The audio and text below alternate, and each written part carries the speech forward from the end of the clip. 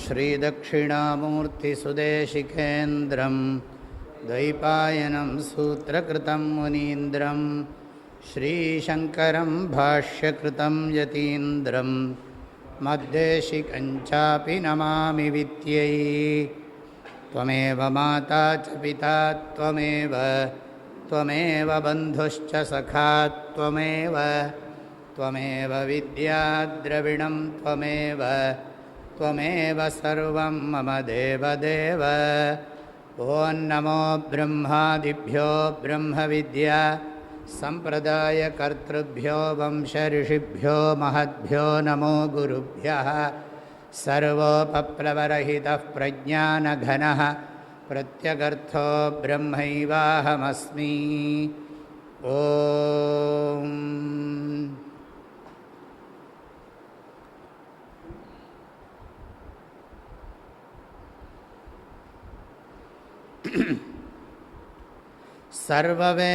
सर्ववेदान्तसिद्धान्त गोचरं तमगोचरं गोविन्दं परमानन्दं सद्गुरुं प्रणतोऽस्म्यहम्।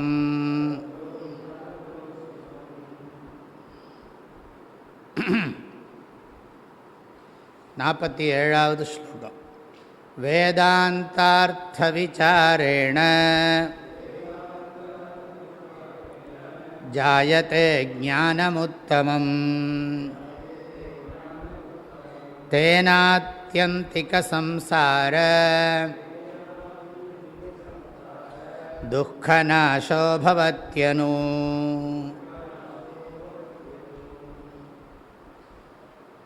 சிஷ்யன் தகுதியுள்ள குருநாதரை அணுகி சம்சாரத்திலிருந்து விடுவிப்பதற்கான உபாயமாகிய ஆத்மா பிரம்மம் அப்படிங்கிற விஷயத்தை பற்றின ஞானத்தை உபதேசிக்கிறதுக்காக பிரார்த்தனை பண்ணி கொண்டான். சம்சாரி ஜீவன் அசம்சாரி பிரம்மனாக தன்னை உணர்ந்து கொண்டால் மோக்ஷம் என்பது அத்வைத சித்தாந்தத்தினுடைய உபதேசம். சம்சாரி ஜீவன் அசம்சாரி பிரம்மனாக தன்னை ஓன பண்ணணும். அபூர்ண ஜீவன் தன்னை பூர்ணமான பிரம்மனாக உணர வேண்டும்.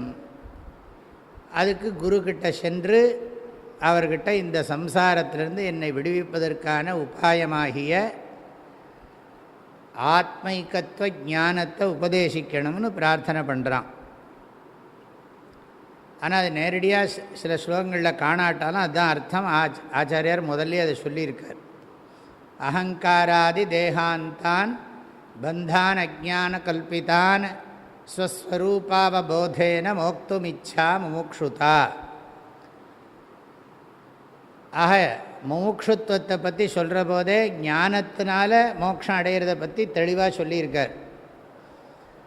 ஆகவே இந்த ஞானத்தை உபதேசிக்கணும்னு பிரார்த்தனை பண்ணவுடனே குருவும் அவனுக்கு அபயப்பிரதானம் கொடுத்து வேதாந்த விசாரம் பண்ணினாத்தான் அதனால் உண்டாகிற ஞானந்தான் ஆத்யந்திக சம்சார துக்கநாசா. இந்த ஆத்தியந்திக சம்சார துக்கநாசகான்னு துக்கநாசகனா துன்பம் அழியிறது, சம்சார துக்கம் அழியிறது. சம்சார துக்கம்னா மறுபடியும் மறுபடியும் பிறந்து இந்த உலகத்தில் சுகம்னு நம்பி துக்கத்தை அனுபவிக்கிறது. எதெல்லாம் சுகம்னு நினைக்கிறோமோ அதெல்லாம் துக்கமயமாக மாறுகிறது. அது வாழ்க்கையில் அனுபவத்தில் புரிகிறது. எதெல்லாம் நம்ம சுகம்னு நினைக்கிறோமோ அது துக்கமாக தான் மாறுகிறது. அது சாஸ்திரமும் சொல்லுகிறது, யுக்தியும் தெரிகிறது. எது பெறப்படுகிறதோ அது நீங்கும். அதுதான் பொதுவான விதி. எது பிராப்தம் தத்து அனித்யம். ஆகையினால எது அடையப்படுகிறதோ அது நீங்கவும் செய்யும். சம்யோகாக விப்ரயோகாந்தாக. மரணாந்தாக என்று சாஸ்திரம் சொல்லுகிறது. எது சேருகிறதோ அது பிரியத்தான் செய்யும். எனி யூனியன் பிகம்ஸ் செப்பரேஷன்கிறாங்க. ஆகவே எந்த இதுவும் நம்மக்கிட்ட வந்தாலும் அது நீங்கத்தான் செய்யும்.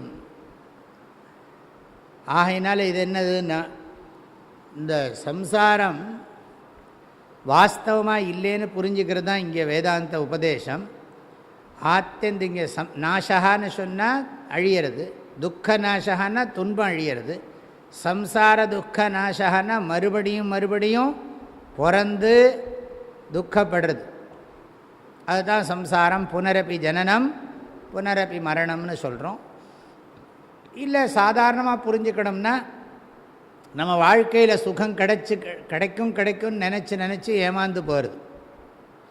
அறியாமையினால் எங்கேயோ சுகம் வெளியில் இருக்குது, பொருளில் இருக்குது, சூழ்நிலைகளில் இருக்குது, உறவுகளில் இருக்குது. உடம்பில் இருந்தே சுகம் கிடைக்காது. நம்ம அவர் ஓன் பாடியே நமக்கு சுகம் கொடுக்க முடியாது. ஏன்னா கொஞ்சம் காலம் கழித்து இது டீகே ஆகிடும். ஆகையினால உடம்பால் எனக்கு சுகம் கிடைக்கும்னு கூட நான் எதிர்பார்க்கக்கூடாது. அது மாத்திரமில்லை, மனசு துக்கமயம். சாஸ்திரமே சொல்கிறது, மனசோடு என்னை சேர்த்து கொண்டாலும் நான் சந்தோஷமாக இருக்க முடியாது. சமீபத்தில் ஒரு மனோதத்துவ டாக்டர் என்கிட்ட சொன்னார், வேதாந்தம் தான் சரியானது அப்படின்னு. என்ன அர்த்தத்தில் சொன்னார்னா, நிறைய யாரோ சைக்காலஜிஸ்டெல்லாம் அந்த காலத்தில் யாரெல்லாமோ ரைட்டாக இன்னும் யாரெல்லாமோ பேரெலாம் சொல்கிறாங்க. அவங்களாம் சொன்னாங்களாம், மனசை க்ளீன் பண்ண பார்க்குறாங்க, நடக்காது. மனசை சுத்தம் பண்ணுறதுங்கிறது ஒரு லெவலுக்கு தான் பண்ண முடியும். அதுவும் அந்த பர்சன் வில்லிங்காக இருக்கணும். ஆனால் வேதாந்தத்தில் சொல்லி கொடுக்குற முறை சின்ன வயசுலேயே சொல்லி கொடுத்துட்டா இந்த மனோவியாதியே வராது. அந்த மாதிரி ஒரு என்விரான்மெண்ட்லாம் நம்முடைய முன்னோர்கள் இருந்தார்கள்ங்கிறத கேட்குற போதே ஆனந்தமாக இருக்குதுன்னு ஒரு சைக்காலஜிஸ்ட்டு சொல்கிறார். ரொம்ப பாப்புலர் சைக்காலஜிஸ்ட், ரொம்ப ஃபேமஸ் சைக்காலஜிஸ்ட் சொல்கிறார். இப்போ இதுலேருந்து என்ன தெரியறதுன்னா, இந்த சம்சாரங்கிறது ஆத்தியந்திகம். ஆத்தியந்திகம்னா என்ன? அடியோடன்னு அர்த்தம். ஆத்தியந்தத்துக்கு ஆப்போசிட் என்னன்னா, இன்னொரு பாஷைன்னு சொல்லுவோம், ஐகாந்திகம் ஆத்தியந்திகம். ஐகாந்திகம்னா எல்லாருக்கும் ஒரே வழி தான். இப்போ உடம்பு சரியில்லைன்னா ஒரு பாடி கான்ஸ்டிடியூஷன் வேறையாக இருக்கும், அதுக்கு தகுந்த மாதிரி ட்ரீட்மெண்ட் பண்ண வேண்டி வரலாம். அது மாத்திரமில்லை, ஒரு வியாதியை நீக்கிட்டால் திரும்ப அந்த வியாதி வராதுங்கிறதுக்கு கேரண்டி கிடையாது. நம்ம நிறைய ரூல்ஸ் அண்ட் ரெகுலேஷன்ஸை ஃபாலோ பண்ணினா கூட. அதனால் எந்த வியாதி நீங்கிறதும் ஐகாந்திகம் இல்லை, ஆத்தியந்திகம் இல்லைம்பாங்க. ஒரேடியாக போயிடாது, எல்லாருக்கும் ஒரே மாதிரி வைத்தியம்னு சொல்ல முடியாது. ஆனால் வேதாந்த உபதேசம் அப்படி இல்லை, எல்லாருக்கும் இந்த ஞானம்தான். அது மாத்திரமில்லை, இந்த ஞானம் வந்தால் யாருக்கும் துக்கம் இல்லை. ஆக அத்வைத ஞானம் சர்வேஷாம் ஐகாந்திகம் உபாயம், ஐகாந்திக உபாய, ஆத்தியந்திக உபாய. இதுதான் அல்டிமேட். இதுக்கப்புறம் திரும்பவும் இந்த தத்துவம் புரிஞ்சாச்சுன்னு சொன்னால், இந்த அத்வைத ஞான திருடமாயாச்சுன்னு சொன்னால் மறுபடியும் துக்கம் வராது.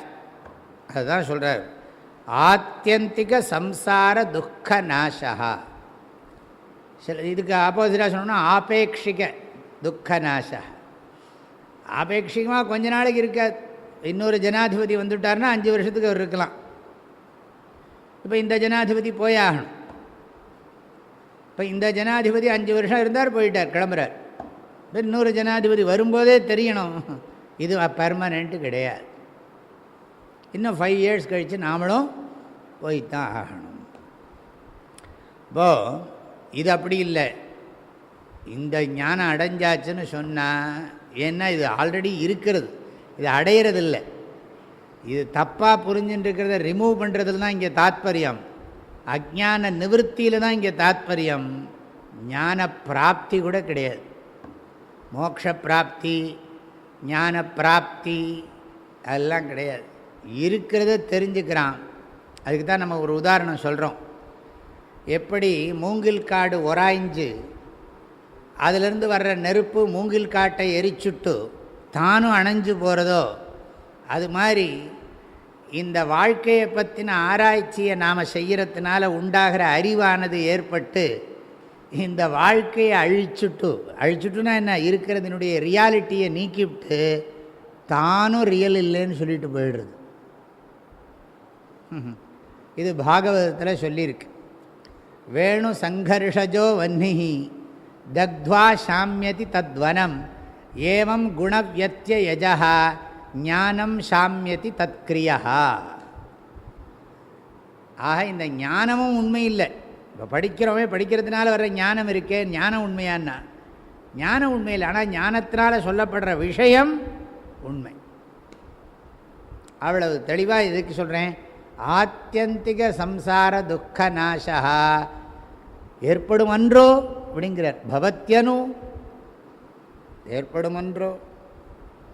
அந்த ஞானம் எதனால் உண்டாகிறதுன்னா வேதாந்தார்த்த விசாரேண உத்தமம் ஞானம் ஜாயத்தே. வேதாந்தத்தின் பொருளை, மெய்ப்பொருளை நன்கு ஆராய்ந்து அறிந்து கொள்வதால், ஆராய்வதால் தெளிந்த மேலான சிறந்த அறிவு உண்டாகிறது. அந்த அறிவினால் துன்பமானது, பிறந்து பிறந்து இறக்கின்ற இந்த பிறவி துன்பமானது அடியோடு நீங்கி விடுகிறது. நீங்கி விடுகிறதன்றோ அப்படிங்கிறார். நீங்கி விடும் அல்லவா, இப்படியெல்லாம் இருக்கு. இனி அடுத்தது அதையே அந்த விஷயத்தை நிச்சயமாக மோட்சம் கிடைக்குங்கிறத சித்தாந்தம் அழகாக சொல்கிறார். பாருங்கள். ஸ்ரத்தா பக்தி தியான யோகான் முமுக்ஷோ. நான் பிரித்து சொல்கிறேன். ஸ்ரத்தா பக்தி தியான யோகான் முமுக்ஷோ முக்தேர்ஹேதூன் பக்தி சாக்ஷாத் ஸ்ருதேர்கீஹி யோ வா ஏதேஷ்வேவ திஷ்டதி அமுஷ்ய மோக்ஷः அவித்யா கல்பிதாத் தேஹபந்தாத். ஸ்ரத்தா பக்தி தியான யோகான் முமுக்ஷோः முக்தேர்ஹேதூன் பக்தி சாக்ஷாத் ஸ்ருதேர்கீஹி ஸ்ருதேர்கீஹி யோ வா ஏதேஷ்வேவ திஷ்டதி அமுஷ்ய மோக்ஷः அவித்யா கல்பிதாத் தேஹபந்தாத். இந்த மீட்டர் படிக்கிறது இப்படி தான். இது மீட்டர் இப்படி தான் இருக்கும். விவேக சூடாமணியில் இப்படி தான் இருக்கும் சிலதெல்லாம், சில ஸ்லோகங்கள்லாம். ஸ்ரத்தா பக்தி தியான யோகான் முமுக்ஷோர் முக்தேர்ஹேதூன் பக்தி சாக்ஷாத் ஸ்ருதேர்கீஹி யோ வா ஏதேஷ்வேவ திஷ்டத்யமுஷ்ய மோக்ஷோ வித்யா கல்பிதாத் தேஹபந்தாத். அப்படி தான் படிக்கணும்.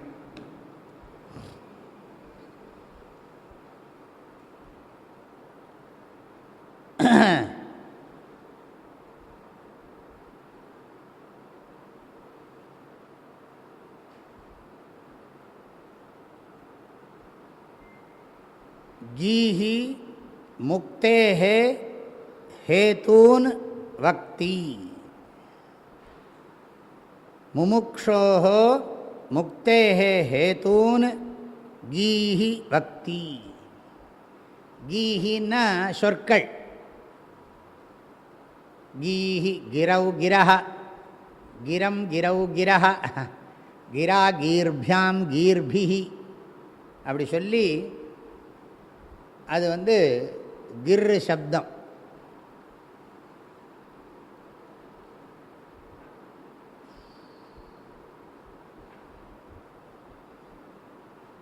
என்ன சொல்கிறார்? முமுக்ஷோஹோ மோக்ஷத்தை விரும்புகின்றவனுக்கு, முக்தேஹே ஹேதூன் முக்திக்கு ஹேத்துவை என்ன சொல்கிறான்னு சொல்லிடுறேன். விடாமல் ஸ்ரவண மரண நிதித்தியாசனம் பண்ணுறது தான் மோட்சத்துக்கு காரணங்கிறார். இதுதான் விஷயம். கேட்டலுடன் சிந்தித்தல் கேடு இலா மெய்த்தெளிவால் வாட்டமரும் உற்பவ நோயினர் தாய்மானவர். கேட்டல் சிந்தித்தல் தெளிதல். கேட்டல்னா ஸ்ரவணம், சிந்தித்தல்னு சொன்னால் மனனம், தெளிதல்னு சொன்னால் நிதித்தியாசனம். ஆக கேட்டலுடன் சிந்தித்தல் கேடு இலா மெய்த்தெளிவால் வாட்டமரும் உற்பவ நோய். உற்பவ நோய்னா சம்சாரம், சம்சார வியாதி.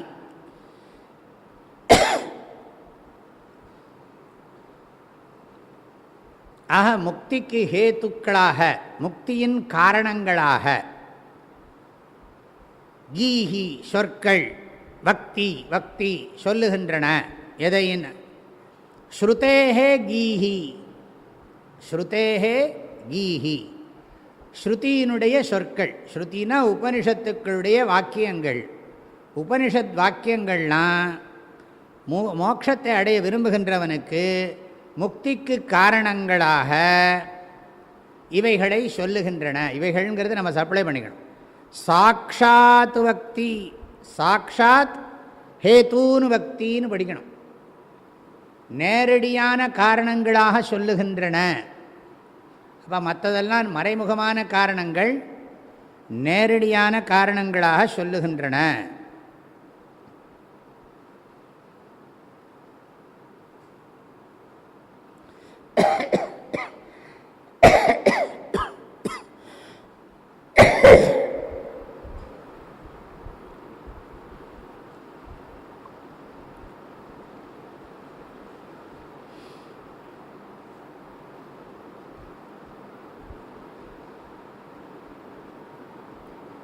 அஸ்ரத்தா பக்தி தியான யோகான் ஹேதூன்.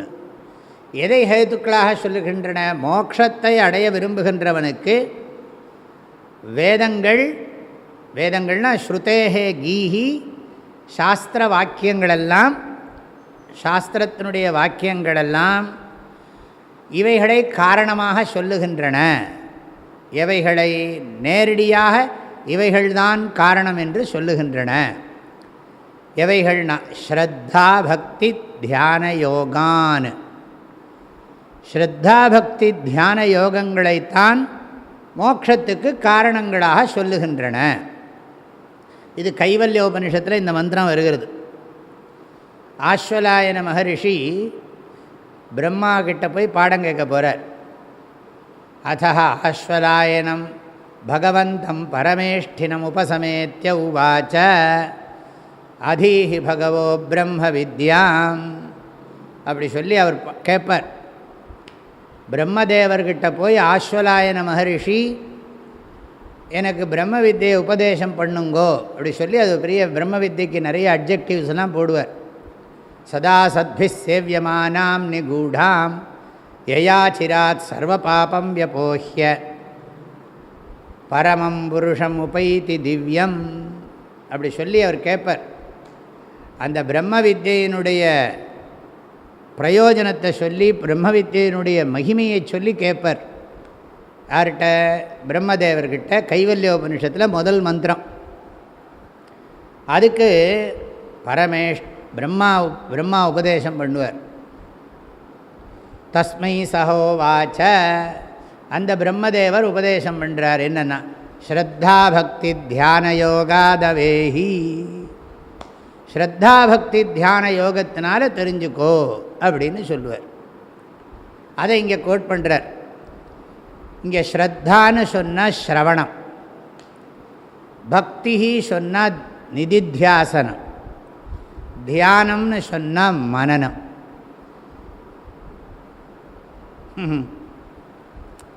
எப்படின்னு சொல்கிறேன். ஸ்ரத்தான்னு சொன்னால் ஸ்ரவணம். ஸ்ரவணம்னா என்னென்னா உபனிஷத்துக்களுடைய மையக்கருத்து என்னன்னு தெரிஞ்சுக்கிறதுக்கு பேர் ஸ்ரவணம். ஸ்ரவணம்னா கேட்குறதுன்னு அர்த்தம் இல்லை. சாதாரணமாக ஸ்ரவணங்கிறது கேட்குறதுன்னு தான் அர்த்தம். ஸ்ரவணம்னா கேட்குறது. எதை கேட்குறதுன்னா உபனிஷத்துக்குடைய சென்ட்ரல் தீம் என்ன, மையக்கருத்து என்ன, உட்பொருள் என்ன அப்படின்னு தெரிஞ்சுக்கிறதுக்கு பேர் ஸ்ரவணம்னு பேர். உபனிஷத்தை முறையாக படிக்கிறது, உபனிஷத் மந்திரங்களையெல்லாம் படித்து அந்த மந்திரங்களுடைய அர்த்தம் என்ன, உபனிஷத்துக்களுடைய உள்ளார்ந்த பொருள் உபதேசம் என்ன அப்படின்னு தெரிஞ்சுக்கிறதுக்கு பேர் ஸ்ரவணம். அதுக்கு காது ஒரு சாதனம். ஆனால் சிந்திக்கிறோம். உபனிஷத்து சொல்கிறது என்ன சொல்கிறதுனா, தத்துவமசி, எந்த பகவானை நீ பூஜை பண்ணின்னு இருக்கியோ, யாரை எல்லாம் வல்ல உயர்ந்தவர்னு நினச்சின்னு இருக்கியோ அவர் நீதான் அப்படின்னா. சர்வஜனாகவும் சர்வசக்தனாகவும் நினச்சின்னு இருக்கிற அந்த பகவான், பகவானுடைய யதார்த்தஸ்வரூபமும் உன்னுடைய யதார்த்தஸ்வரூபமும் ஒன்று தான். நல்லா கவனிக்கணும். உன்னுடைய உண்மை வடிவமும் இறைவனுடைய உண்மை வடிவமும் உண்மையில் ஒன்றே. உன்னுடைய உண்மை பொருளும் நீ உனக்கு எது உண்மையோ அதுதான் இறைவனுக்கும் உண்மை. இந்த பிரபஞ்சத்துக்கு ஆதாரம் ஈஸ்வரன் பிரம்மம், உனக்கும் ஆதாரம் அதே பிரம்மந்தான். ஆக பிரம்மத்தில் தான் ஜீவேஸ்வர ஜகத் கல்பிதம்.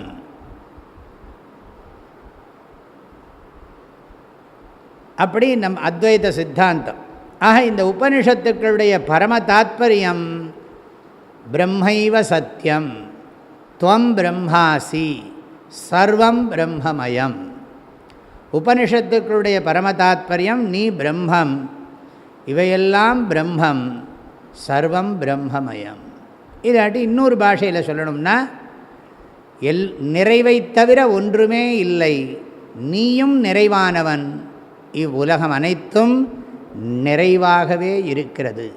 அதஹா பூர்ணம் இதம் பூர்ணம் பூர்ணாத் பூர்ணமுதச்யதே பூர்ணஸ்ய பூர்ணமாதாய பூர்ணமேவ அவசிஷ்யதே சர்வம் பூர்ணம் அபூர்ணம் மித்யா பூர்ணம் சத்தியம் சத்தியமேவ பூர்ணம் பூர்ணமேவ சத்தியம் அபூர்ணம் ஜகத்து மித்யா.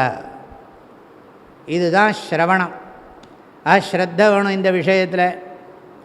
இல்லை இல்லை எனக்கு பேதந்தான் சத்தியமாக தெரியறதுன்னு சொல்லக்கூடாது. முதல்ல என்ன சொல்கிறாங்கன்னாவது கேட்கணும் இல்லையா? நமக்கு புரியறதோ இல்லையோன்னா அது எப்படிங்கிறது அடுத்த கேள்வி.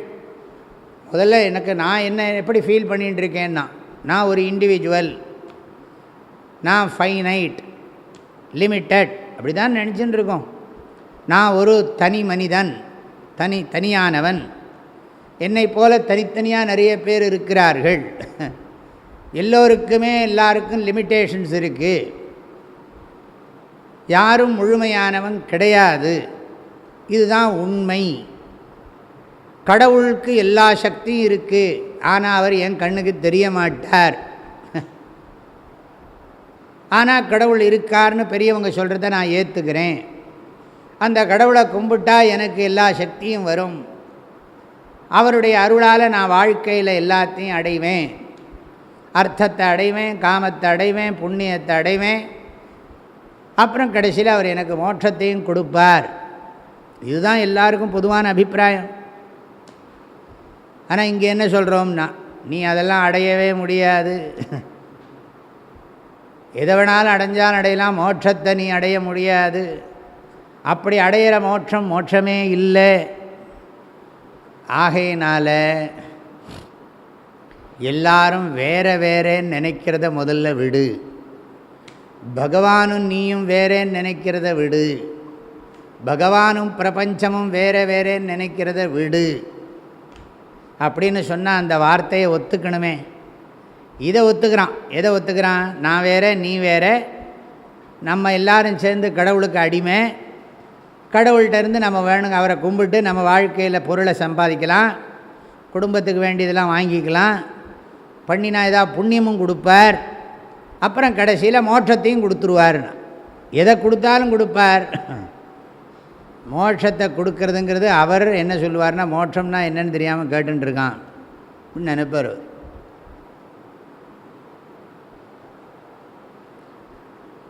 அப்போ மோட்சம்னா என்ன? பகவானே கொடுக்குறாரு தான் என்னத்தை கொடுப்பார்னா அத்வைத ஞானத்தை தான் கொடுக்க முடியும்.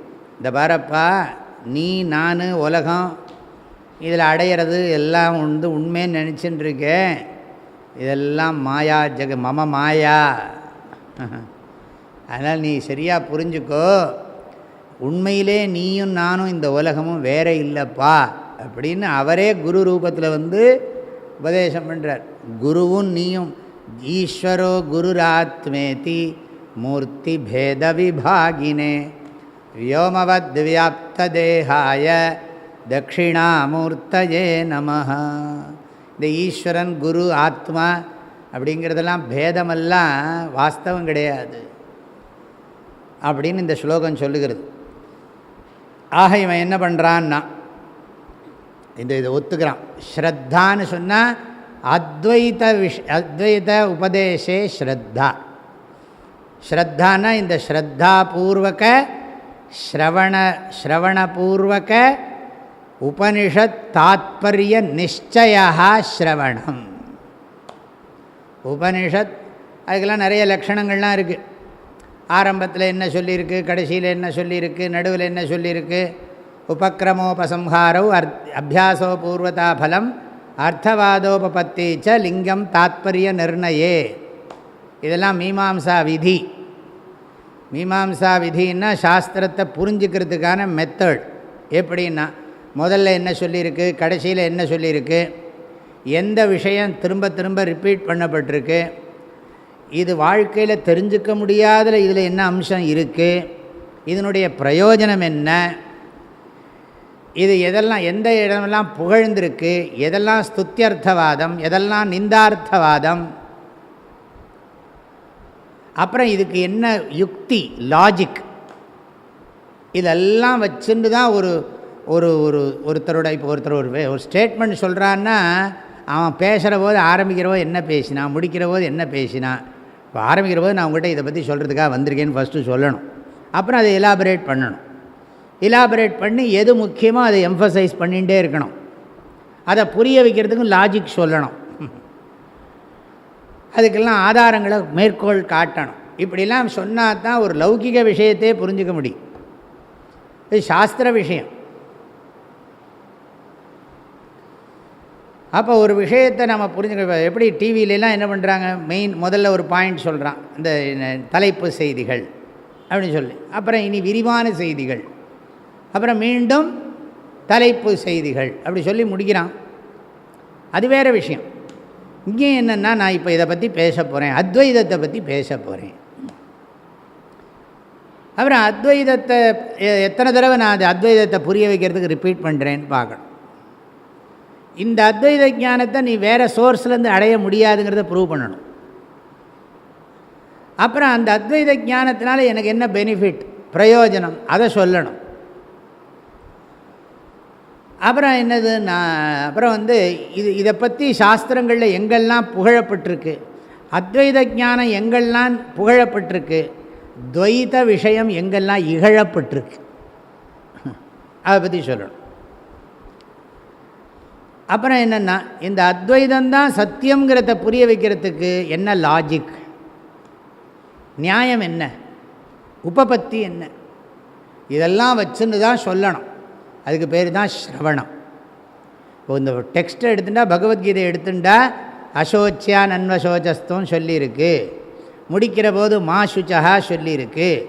நடுவில் கிருஷ்ணர் நத்வம் சோச்சித்து மருகசி நானு சோச்சித்து மருகசி தத்ரகா பரிதேவனா, இப்படி திரும்ப திரும்ப கவலைப்படாத மாசுச்ச சம்பதம் தெய்வீம் அபிஜாத்தோசி பாண்டவ, பல இடங்களில் திரும்ப திரும்ப ரிப்பீட் பண்ணுறார். கவலைப்படாதே, இந்த ஞானத்தினால கவலைப்படாதேங்கிறார். ரிப்பிட்டீஷன் இருக்குது, அதுக்கு பேர் தான் அபியாசம். அப்புறம் நீ இதை வேறு எதுனாலையும் தெரிஞ்சுக்க முடியாது. ரிஷிபிர் பகுதா கீதம் சந்தோபிர் விவிதை பிருத்தக்கு பிரம்மசூத்திர பதைச்சைவ ஹேதுமத்பிர் வினிஷ்சிதை. அபூர்வத்தான்னா அந்நிய பிரமாணேன அனதிக தத்துவம். வேறு பிரமாணத்தினால நீ தெரிஞ்சுக்க முடியாது. இந்த அபூர்வத்தையே சொல்லணும்.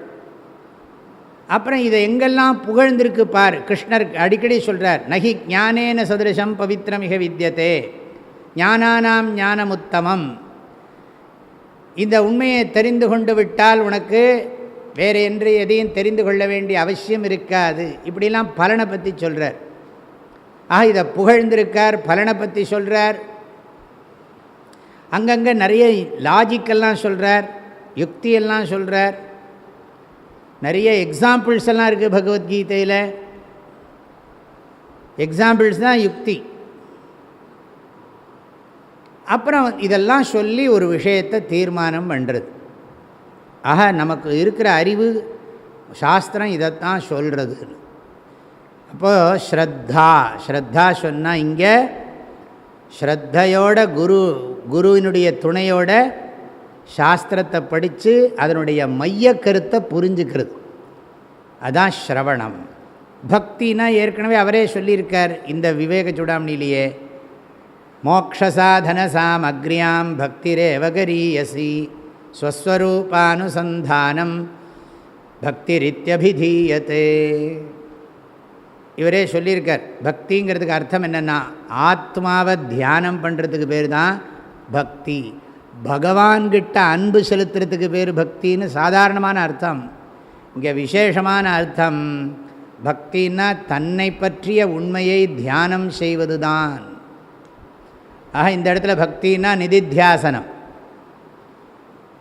அப்புறம் தியானம்னு சொன்னால் அது எப்படி சாஸ்திரத்தில் சொல்லியிருக்கு, என்ன முழுமையானவன்கிறது. ஆனால் என்னுடைய ஃபீலிங் என்ன? என்னுடைய ஃபீலிங் எனக்கு எப்போ பார்த்தாலும் ஏதாவது ஒரு குறையத்தான் நான் நினைக்கிறேன். எங்கிட்ட இருக்கிற நிறைய பற்றி நினைக்கிற சுபாவம் எனக்கு இருக்கா? இல்லவே இல்லை. மற்றவனோட கம்பேர் பண்ணுற போது நான் எவ்வளவோ நிறைவாக இருக்கேன். ஆனால் என்னுடைய மனசில் என்ன பலமாக இருக்குன்னா எங்கிட்ட இருக்கிற குறை தான் எனக்கு பெருசாக தெரிகிறதே தவிர எங்கிட்ட இருக்கிற நிறைவு அம்சம் எனக்கு தெரியுது. லௌகிகமாக சொல்கிறேன்.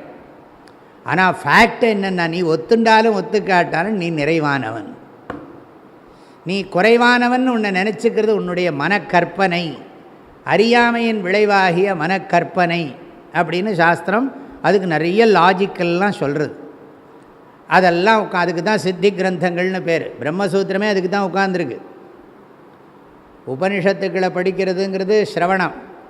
அது ஸ்ரவணம், அது ஸ்ருதி பிரஸ்தானம்போம். அது ஸ்ருதி பிரஸ்தானம். பிரம்மசூத்திரம் படிக்கிறது நியாய பிரஸ்தானம், யுக்தி. அது நியாய பிரஸ்தானம், மனன பிரஸ்தானம். ஸ்ருதி பிரஸ்தானம், நியாய பிரஸ்தானம். நியாயம்னாலே லாஜிக், லாஜிக்னாலே அது மனநம்தான். பிரம்மசூத்திரமெல்லாம் அதுதான் உபதேசம் பண்ணுறது. அப்புறம் நிறைய சித்தி கிரந்தங்கள்லாம் இருக்குது வேதாந்தத்தில். நிறைய அத்வைத சித்தி, நைஷ்கர்மிய சித்தி, ஸ்வராஜ்ய சித்தி, இஷ்ட சித்தி, சித் சுகி, இப்படியெல்லாம் ஏகப்பட்ட டெக்ஸ்ட் இருக்குது. இதெல்லாம் மனன கிரந்தங்கள். அப்புறம் நிதித்தியாசனத்துக்கு நிறைய புஸ்தகங்கள்லாம் இருக்குது. பிரம்ம ஞானாவளி, மாலா, ஏகப்பட்ட புஸ்தகங்கள்லாம் இருக்குது. முதல்ல ஸ்மிருதி பிரஸ்தானம்ங்கிறது பகவத்கீதை. ஸ்ருதி பிரஸ்தானம், ஸ்மிருதி பிரஸ்தானம், நியாய பிரஸ்தானம் அப்படின்னு பிரஸ்தானத்ரயத்தை அப்படி பிரிக்கிறோம். ஸ்ரவணத்துக்கு உபனிஷத்துக்களும் பகவத்கீதையும், மனனத்துக்கு பிரம்மசூத்திரம், அதை விட ரொம்ப முக்கியம் மற்ற சித்தி கிரந்தங்கள். ஆனால் இந்த பிரஸ்தானத்ரயத்தை ஒருத்தன் உருப்படியாக பண்ணாலே பெரிய விஷயம். ஒன்றும் வேண்டாம், கைவல்ய நவநீதமே போகும். கைவல்ய நவநீதத்தையே, ஏன்னா அவரே சொல்லிட்டார், தாண்டவராய சுவாமிகளே சொல்கிறார், படர்ந்த வேதாந்தம் என்னும் பார்க்கடல் மொண்டு முன்னூல் குடங்களில் நிறைத்து வைத்தார். படர்ந்த வேதாந்தம்னா உபனிஷத்துக்கள், அதிலிருந்து எடுத்து 300 குடங்களில் நிறைத்து வைத்தார். 300 குடங்கள்னால் என்னன்னா, அதாவது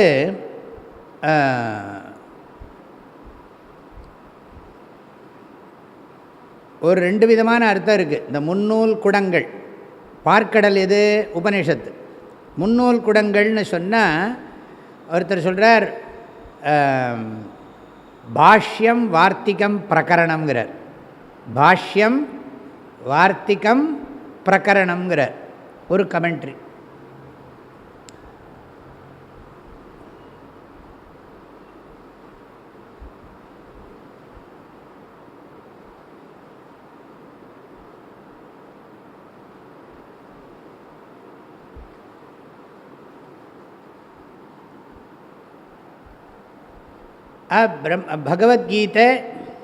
பகவத்கீதை ஒன்று ஒரு குடம், இன்னொரு குடம் என்னதுன்னா பிரம்மசூத்திரம், இன்னொரு குடம் என்னென்னா பிரகரணம். பகவத்கீதை, அப்புறம் பிரம்மசூத்திரம், பிரகரண கிரந்தங்கள், அதை முன்னூல்னு சொல்கிறது. பாஷ்யம் வார்த்திகம் பிரகரணம் ஒன்று, இதுலேயும் பிரகரணம் இருக்குது, இதுலேயும் இருக்குது. ஆனால் இன்னும் என்னென்னா பகவத்கீதை, பிரம்மசூத்திரம், பிரகரணம் முன்னூல் குடங்களில் நிறைத்து வைத்தார்கள். எல்லாம் காய்ச்சி, எல்லாம் காய்ச்சின்னா குருக்கிட்ட படித்தேன்னு அர்த்தம். குரு சந்நிதியில் காய்ச்சின்னு விளக்கம் எழுதுகிறார் பொன்னம்பல சுவாமிகள். குரு சந்நிதியில் காய்ச்சி, குரு சந்நிதியில் படித்தேங்கிறார். எல்லாம் காய்ச்சி, அதுக்கப்புறம் என்னென்னா நான் தனியாக உட்காந்து தியானம் பண்ணேன், பெறையூற்றி. எல்லாம் காய்ச்சி, எல்லாம் காய்ச்சி கடைந்தெடுத்தளித்தேன். ஆனால் பெறையூற்றிங்கிறது இல்லை பாட்டில். படர்ந்த வேதாந்தம் என்னும் பார்க்கடல் மொண்டு முன்னூல் குடங்களில் நிறைத்து வைத்தார் குறவர்கள். எல்லாம் காய்ச்சி, எல்லாத்தையும் குருக்கிட்ட உட்காந்து படித்தேன், காய்ச்சி. அதுக்கப்புறம் நான் தனியாக நல்லா யோசித்தேன், நானும் டீச் பண்ணேன்னு அர்த்தம். நானும் டீச் பண்ணி பார்த்தேன், எல்லாத்தையும் குருக்கிட்ட கிரமமாக படித்தேன். படித்ததெல்லாம் நானும் நல்லா சொல்லி கொடுத்தேன். சொல்லி கொடுக்குற போது தான் எனக்கு இன்னும் கிளாரிட்டி வந்தது. அதான் பெறையூற்றது. அதுக்கப்புறம் என்னென்னா எனக்கு சாரம் புரிஞ்சு போயிடுது. எல்லாம் காய்ச்சி பெறையூற்றி, அது தயிராக்கின்னு அர்த்தம். பெறையூற்றி என் புத்தியை கொஞ்சம் கலந்து அதை பெறையூற்றி, அப்புறம் என்ன கடைந்து, அதுக்கப்புறம் கடைஞ்சு நல்லா பாடம் சொல்லி கொடுத்து எல்லாம் பண்ணி கடைந்தெடுத்தளித்தேன் இந்த கைவல்ய நவநீதத்தை. இந்த கைவல்ய நவநீத வெண்ணையை திரட்டி உங்களுக்கு கொடுக்குறேன். நீங்கள் உபனிஷத்தெல்லாம் படிக்க வேண்டாம், பகவத்கீதை படிக்க வேண்டாம், பிரம்மசூத்திரம் படிக்க வேண்டாம், பிரகரண கிரந்தங்கள்லாம் படிக்க வேண்டாம். கைவல்ய நவநீத ஞான நூலை கற்றோர் பல கலை ஞான நூல்கள் படித்த ஞானிகளாய் வாழ்வர்.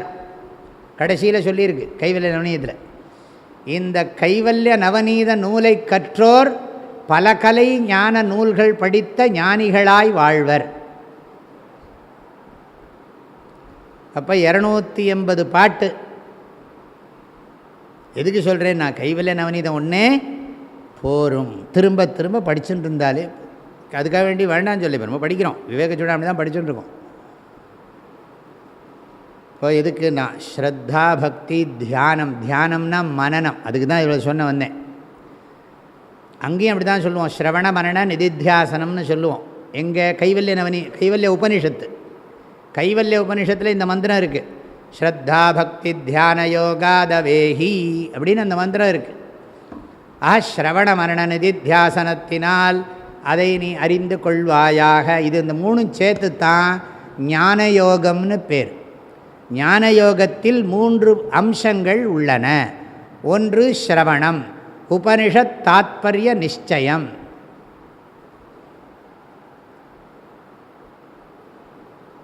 அதே மாதிரி மனனம், யுக்திதா சிந்தனம் மனனம். விபரீத பாவனா நிவர்த்தியர்த்தம் விஜாத்தீய விருத்தி நிவர்த்தி பூர்வக சஜாத்தீய விருத்தி பிரவாகா தியானம். இந்த வேதாந்தத்தில் கேட்ட விஷயங்களையே தியானம் பண்ணுறது, அதுதான் நிதித்தியாசனம். நிதித்தியாசனத்துக்கு நிறைய புஸ்தகங்கள்லாம் இருக்குது. இந்த நிர்வாண ஷட்கம்லாம் அதுதான். மனோபுத்தி அகங்கார சித்தானி நாகம் நச்ச ஸ்ரோத்ர ஜிஹ்வே நச்ச கிராண நேத்ரே, இதெல்லாம் பண்ணி வச்சுருக்காங்க. பஞ்சீகரணம்னு ஒரு தியானமே இருக்குது, சங்கராச்சாரியரே பண்ணி வச்சுருக்கார். சன்னியாசிகளுக்கெல்லாம் தினமும் தியானத்துக்காக. அதாத பரமஹம்சானாம் சமாதி விதிம் வியாக்கியாஸ்யாம சச்சப்தவாச்சியம் அவித்யாசபலம் பிரம்ம பிரம்மணோ வியக்தம் அவ்யக்தான் மகத் சொல்லி அழகாக ரொம்ப சின்னதாக இருக்குது பேராகிராஃப். 3 நேரமும் சொல்லணும் சன்னியாசிகள்னு வச்சுருக்கார். அதாவது சிருஷ்டி கிரமம், அப்புறம் லயக்கிரமம், அத்தியாரோபம், அபவாதம், படைப்பின் முறை, அப்புறம் படைப்பை ஒடுக்கிறது. இது தான் தினமும் தியானம் பண்ணணும் சன்னியாசிகள். இதுக்கு 65 ஸ்லோகம் எழுதி வச்சுருக்கார். 60க்கு மேலே ஸ்லோகம் இவர் எழுதியிருக்கார். சுரேஸ்வராச்சாரியார் வார்த்திகம் எழுதியிருக்கார். இது ரெண்டையும் படித்தாலே போதும். நிதித்தியாசனம் இந்த இந்த பஞ்சீகரணத்தை தினமும் தியானம் பண்ணிட்டு இருந்தாலே போகிறோம். அதுதான் நிதித்தியாசனம். அதை தவிர நிறைய இருக்குது. பிரம்ம ஞானாவளி மாலான்லாம் சில புஸ்தகங்கள்லாம் இருக்குது.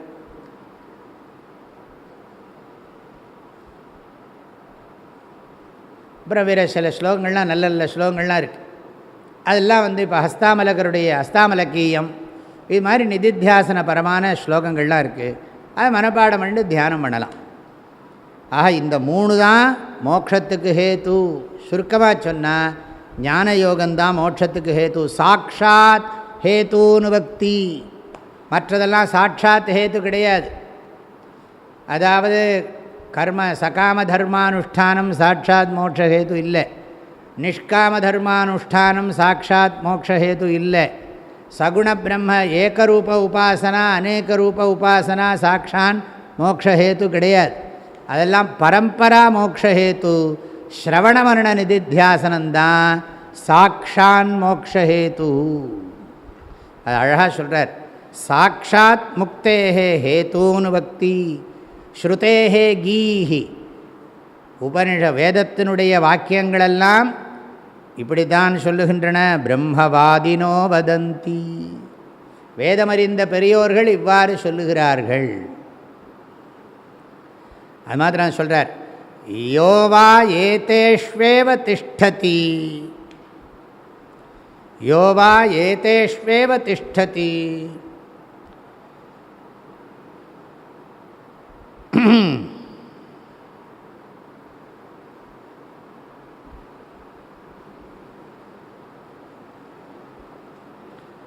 தஸ்யைவ தஸ்ய ஏவ.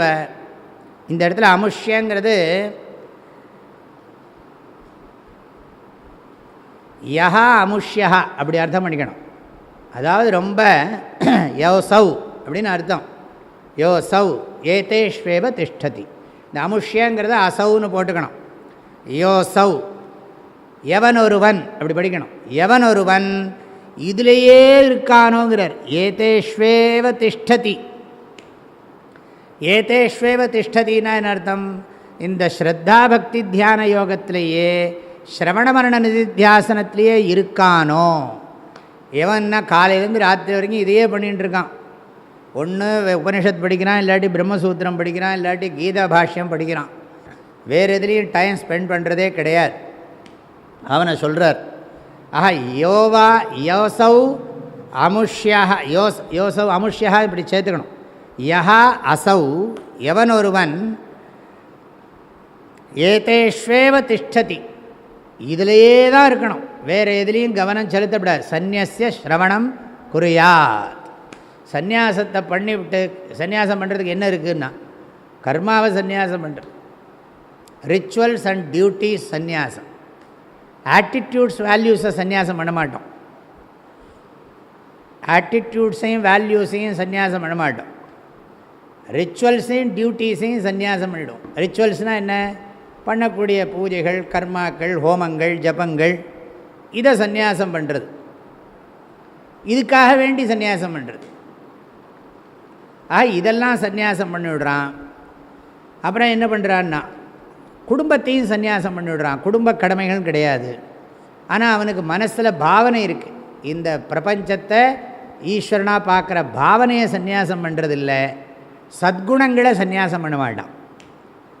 நல்ல குணங்களை சந்நியாசம் பண்ண மாட்டான். ஏன்னா அதுவும் தர்மத்தில் சேர்றது. சர்வ தர்மான் பரித்தியஜ்யன்னு சொன்னால் எல்லா தர்மங்களையும் விட்டு விட்டு அப்படின்னா என்ன அர்த்தம்? சர்வ கர்மாணி சந்நியாசிங்கிறார் சங்கராச்சாரியர். எல்லா கர்மங்களையும் விட்டு விட்டுன்னா ரிச்சுவல்ஸ் அண்ட் டியூட்டிஸ். அதாவது சடங்குகளையும் கடமைகளையும், குடும்ப கடமைகள், சமூக கடமைகளையும் விட்டுவிட்டு குணங்களை விடாமல், நல்ல பாவனைகளை விடாமல், சடங்குகளையும் கடமைகளையும், சமூக கடமைகள், இந்த மாதிரி லௌகிக கர்மங்கள், வைதிக கர்மங்களெல்லாம் விட்டுட்டு ஹோல் டைம் ஃபார் ஸ்ரவண மரண நிதித்தியாசனம், ஃபோக்கஸ்டு லைஃப். இதுக்காகவே அதுக்கு தான் வேதம் சொல்கிறது. எல்லா குணத்தையும் சொல்லிவிட்டு சத்தியம் பரம்னு வேதம் சொல்கிறது. ஆரம்பித்து சத்தியம் தபஹா தமஹா எல்லாம் சொல்லிவிட்டு பிரஜனனம் எல்லாத்தையும் சொல்லிவிட்டு கடைசியில் சொல்கிறது ஞாச இதி பிரம்மா பிரம்மா ஹி பரோ ஹி பிரம்மா தானி வா ஏதானி அவராணி. இதுவரைக்கும் சொன்னதெல்லாம் தாழ்ந்தது, சந்நியாசம் உயர்ந்ததுங்கிறது வேதம். எல்லாமே வேணும் வாழ்க்கையில். இதுவரைக்கும் நம்ம சொன்னதை விட உயர்ந்தது என்னென்னா இதெல்லாம் துறக்கிறதுங்கிறது. ஆக எவனொருவன் இதுக்குன்னே டைம் டெடிகேட் பண்ணுறானோ தஸ்யைவ, அப்படி படிக்கணும், தஸ்யைவ சப்ளை பண்ணணும், ஸ்லோகத்தில் இல்லை. தஸ்யைவ எவனொருவன் இந்த 3 சாதனங்களில் ஸ்ரவண மரண நிதித்தியாசனங்களில் ஸ்ரத்தா பக்தி தியான யோகங்களில் நிலைத்து நிற்கிறானோ, திஷ்டத்தின்னா என்ன அர்த்தம், இதுலேயே நிலைச்சு நிற்கிறான். அவன் எந்த விதமான ரிச்சுவலும் பண்ணுறதில்லை, உபாசனையும் பண்ணுறதில்ல, இந்த ஸ்ரவண மரண நிதித்தியாசனம் மாத்திரம் பண்ணுறானோ தஸ்யைவ அவனுக்குத்தான் மோக்ஷா, அவனுக்குத்தான் மோக்ஷம். எப்படிப்பட்ட மோக்ஷம்னா அவித்யா கல்பிதா தேகபந்தாத்து மோக்ஷா, அஜானத்தினால் கற்பிக்கப்பட்ட தேகபந்தத்திலிருந்து மோக்ஷம். அவித்யா கல்பிதாத்து தேகபந்தாத்து, அதனால் என்னென்னா அறியாமையினால் கற்பிக்கப்பட்டதிலிருந்து, இந்த உடல் கட்டிலிருந்து. ஏற்கனவே இதை பற்றி சொல்லியிருக்கார். முமுட்சுத்துவ லக்ஷணம் ஸ்லோகத்தை வெரிஃபை பண்ணிக்கோங்க. அகங்காராதி தேகாந்தான் பந்தான் அஜான கல்பித்தான் ஸ்வஸ்வரூபாவபோதேன மோக்துமிச்சா. 28வது ஸ்லோகம், 28வது ஸ்லோகத்தில் இருக்குது. மோக்துமிச்சா முமுக்ஷுதா, அவனுக்குத்தான் மோட்சங்கிற. ஸ்ரவண மரண நிதித்தியாசனத்துக்கு தான் சிஷ்யங்கிட்ட சொல்கிறார், இனிமேல் நீ இங்கே வந்தாச்சு, என்கிட்ட படிக்கிறதுக்கு வந்தாச்சு, சரணாகதி பண்ணியாச்சு, இனிமேல் ஞாபகம் வச்சுக்கோ, வேறு ஏதாவது அந்தந்த ஆக்டிவிட்டீஸ் எல்லாம் போகக்கூடாது, இதுக்கு தான் நீ டைம் கான்ட்ரிபியூட் பண்ணணும், வேறு எதுக்கு நீ டைம் கொடுக்கக்கூடாது. அப்படி இருந்தால் தான் நீ கேட்குற மோட்சம் கிடைக்கும். சொன்னது கேட்பாயாகில் தொடர்பவம் தொலையும் என்றான். நான் சொல்கிறத கேட்டையானா உன்னுடைய தொடர்பவம், இந்த சம்சாரம் நீங்கும். அன்னதன் சிசுவை ஆமை மீன் பறவை போல தன்னகம் கருதி நோக்கி தடவி சந்நிதி இருத்தி உன்னது பிறவி மாற்றும் உபாயம் ஒன்று உண்டு, சொன்னது கேட்பாயாகில் தொடர்பவம் தொலையும் என்றான். அப்படின்னு கைவில் என்ன சொன்னதை கேட்டபோதே அப்படின்னு அடுத்த பாடல். தடமடு மூழ்கினான் போல, நல்ல வெயிலில் வந்துட்டுருக்கிற ஒருத்தன், நல்ல அழகான காற்று, நல்ல மரமெல்லாம் சுற்றி, இங்கே இருக்கிற மரமெல்லாம் எடுத்துக்கிட்டான்னு நினைக்கிறேன். இந்த குளத்தை சுற்றி எப்படிலாம் மரம் இருந்திருக்கும், இந்த பக்கமெல்லாம் மரம் இருக்குது, அங்கே மனுஷன் இருக்கான். இங்கே ஒரு 20-30 மரம் வைக்க மாட்டானோ எவனாவது, வச்சு தண்ணி ஊற்றப்படாதோ, அதையும் எடுத்துன்னு போயிடுவாங்க. எல்லாம் அங்கே இருக்கிற டைல்ஸை தூக்கின்னு போயிடுறான், இந்த ஷெட்டே காணாமல் போய்டுறது, அப்புறம் அங்கங்கே இருக்கிற திண்ணையவே தூக்கின்னு போயிடுறான். எப்படி தான் தூக்கின்னு போகிறானோ தெரியல. நான் சுற்றி பார்க்குறேன், இதுக்கு கவர்மெண்ட் ப்ரொடெக்ஷனும் இல்லைன்னு தெரியுறது. இந்த குளத்தை பற்றி சொல்கிறேன். இந்த குளம் அவ்வளோ பிரம்மாண்டமான குளம், இன்னைக்கு குளம், இந்த குளம் வெட்ட முடியுமா? எப்பேற்பட்ட குளம் இது.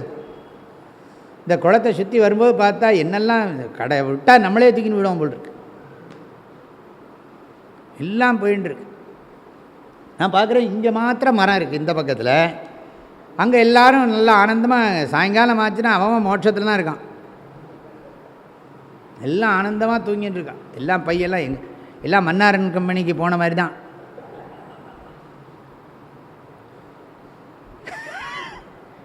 வேலைக்கு போகிறான்னு இன்னும் தெரியாது, எல்லாம் இங்கே வச்சுட்டு அப்படியே இதை வச்சுட்டு ஆனந்தமாக தூங்கிட்டு இருக்காங்க.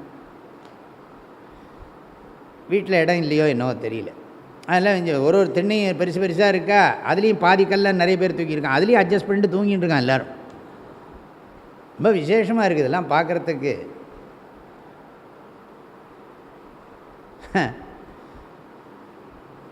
இந்த பக்கம் பார்த்தா நிறைய மரமே இல்லை, அழகாக மரம் வைக்கலாம், வச்சு நல்லா ஜலம் விட்டால் கொஞ்ச நாளில் நல்லா வந்துடும். ஒரு புங்க மரம் வச்சா போகிறோம், புங்க மரம் வேப்ப மரத்தை வச்சா போகிறோம். அழகாக இருக்கும். அப்போ இங்கேயும் எல்லோரும் தூங்கலாமே, நம்ம வச்சு கொடுக்கலாமே, எல்லோரும் அப்படியாவது மோட்சத்தில் இருக்கிற புண்ணியம் நமக்கு கிடைக்குமே. யாரோ புண்ணியம் வச்சான், சாலையிலே புளிய மரம் ஜமீன்தார் வச்ச மரம் தான், ஏழைகளை வாழ வைக்கும் எல்லோருக்கும் உதவும் மரம்னு ஒரு பாட்டு அந்த காலத்தில் வரும். எதுக்கு சொல்கிறோம்னா, இந்த இதோ எங்கேயோ போயிடுச்சு, சொன்ன தடமடு மூழ்கினான் போல, சொன்னதை கேட்டபோதே அது எனக்கு சிஷ்யனுக்கு குரு சொன்னாரோ இல்லையோ, உன்னோட துக்கத்தை போக்குறதுக்கு வழி இருக்குது, நான் சொன்னதை நீ கேட்டையானா நிச்சயமாக உனக்கு ப்ராப்ளம் இல்லைன்ட்டார். கேட்ட உடனே இவனுக்கு அப்படியே வெயிலில், ரொம்ப கடுமையான வெயிலில் வந்துட்டுருக்கிறவனுக்கு நல்ல மரத்துக்கு சுற்றி இருக்கிற இடத்துல காற்று அங்கே அருமையாக அடிக்கிறதுக்கு சாயங்காலம் பார்த்தா தெரியும். என்னால் அந்த காற்று அந்த இதில் பட்டு வர்றதா, இந்த ஜலம் இருக்குது, கொஞ்சம் ஜலம் இருக்குது, அந்த ஜலத்தில் வர்ற காற்று பட்டு வருது, அதுக்கும் பறவைகள்லாம் இருக்குது, அதெல்லாம் பட்டு வர்றதா பார்த்து வந்த உடனே இவனுக்கு என்னென்னா அப்படியே தடம் மடு மூழ்கினான் போல் அவ்வளோ குளிர்ச்சியாக இருந்துதான் அப்படின்னு கைவல்ய நவநீதத்தில் சொல்கிறார். எதுக்கு சொல்கிறோம்னா, இங்கேயும் அவர் தான் சொல்கிறார், இதெல்லாம் இந்த எவன் ஒருத்தன் இதிலேயே ஸ்திரமாக நிற்கிறானோ, அதனால தான் கிருஷ்ணர் அழகாக ஒரு வார்த்தை சொன்னார் கீதையில், அத்தியாத்ம ஞான நித்தியத்துவம். நித்தியத்துவம்னா நிலச்சி நிற்கணும், வேறு எதுலேயும் வேறு அதர் ஆக்டிவிட்டீஸ்லாம் இது பண்ணக்கூடாது. அவித்யா கல்பித்தாத் தேகபந்தாத் மோக்ஷா பவதி தஸ்யைவ. ஸ்ரவணமரண நிதித்தியாசனத்துக்குன்னே டயத்தை கொடுக்குறவனுக்கு தான் மோக்ஷங்கிறார். சரி, இதோட இதெல்லாம் ஸ்ரவணமரண நிதித்தியாசனம் முடிஞ்சுது, அதை பற்றி இதை சொல்லியாச்சு. இப்போ தான் அழகாக ஆரம்பிக்கிறார். இது ரொம்ப முக்கியமான ஸ்லோகம் வரப்போகிறது, படிக்கலாம். அஜ்ஞானயோகாத் பரமாத்மனஸ்தவ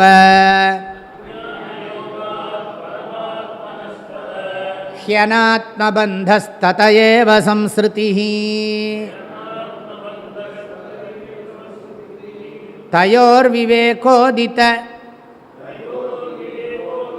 போதவன்னிஹ அஜ்ஞானகார்யம் ஸ்ப்ரதஹேத் சமூலம் அஜ்ஞானயோகாத் பரமாத்மனஸ்தவ ஹ்யநாத்மபந்தஹ தத ஏவ சம்ஸ்ருதிஹ தயோர்விவேகோதித போதவன்னிஹ அஜ்ஞானகார்யம் பிரதஹேத் சமூலம். இந்த ஸ்லோகம் ரொம்ப முக்கியம், ஞாபகம் வச்சுக்கணும். குரு உபதேசத்தை தொடங்குகிறார்.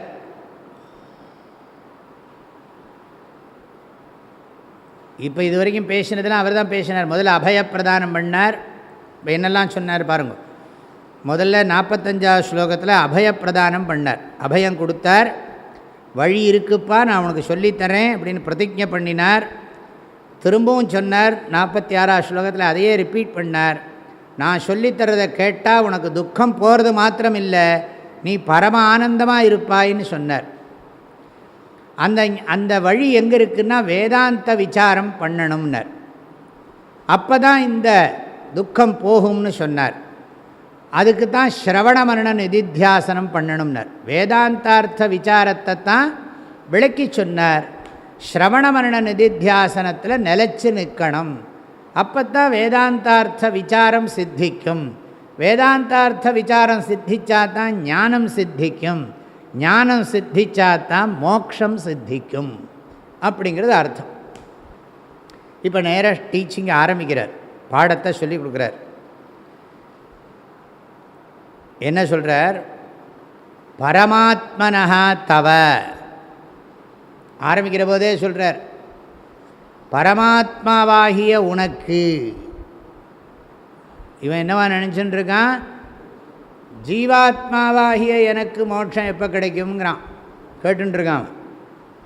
பரமாத்மாவோட தாசன் நான், பரமாத்மாவோட தாசனாகிய நான் ஜீவாத்மா, பரமாத்மாவனுடைய தாசனாகிய ஜீவாத்மா நான் நினச்சின்னு இருக்கான். ஆரம்பிக்கிற போதே குரு சொல்கிறார் பரமாத்மாவாகிய உனக்கு அப்படிங்கிற. எப்படி இருக்குது? பரமாத்மனஹா தவ, தவன்னா உனக்கு, உன்னுடைய.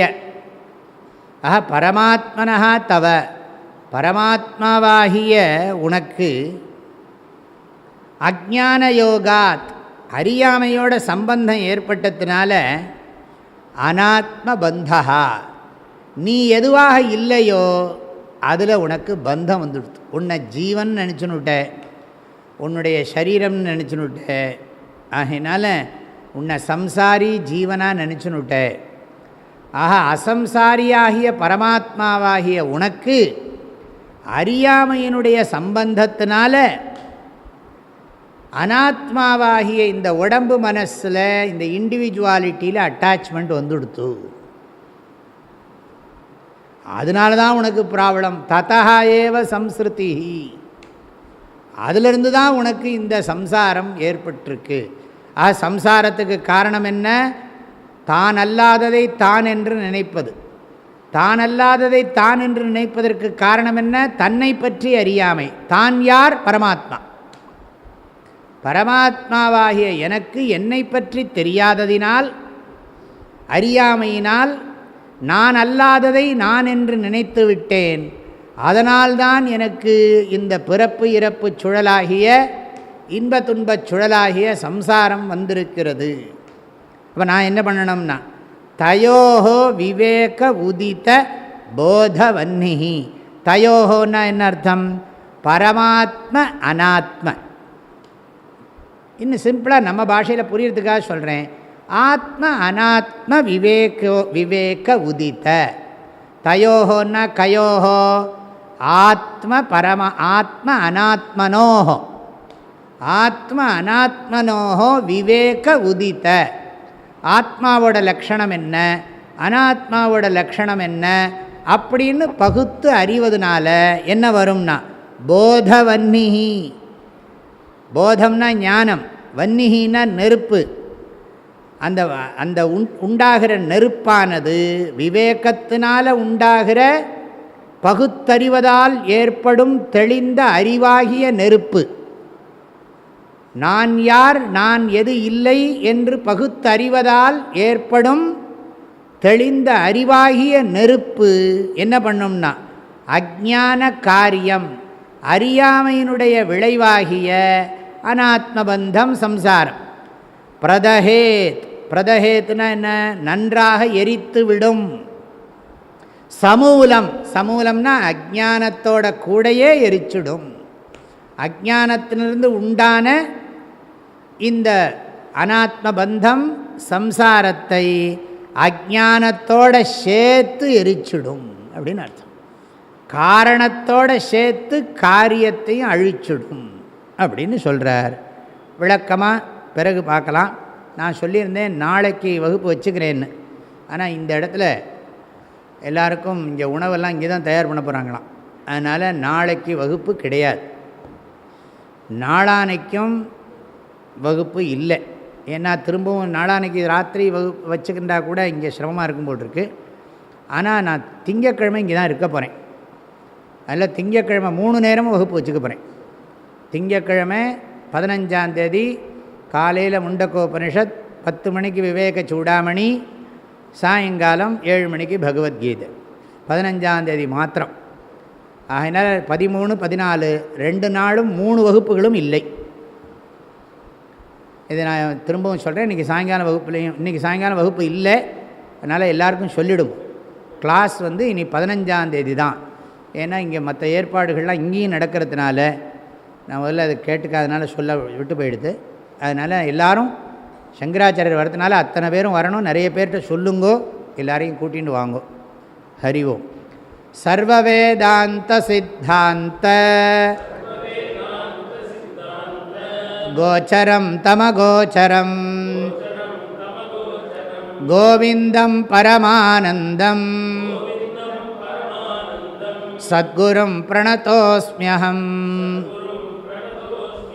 ஐயனே எனதுள்ளே நின்று அனந்த ஜன்மங்களாண்ட மெய்யனே உய்யவே முக்தி நல்கும் உதவிக்கோர் உதவினாயேன் செய்யுமாறொன்றும் காணேன் திருவடி போற்றி போற்றி. மூர்த்தி எல்லாம் வாழி எங்கள் மோன குருவாழி அருள் வார்த்தை என்றும் வாழி அன்பர் வாழி பராபரமே. ஓம் சாந்தி ஷாந்தி ஷாந்தி.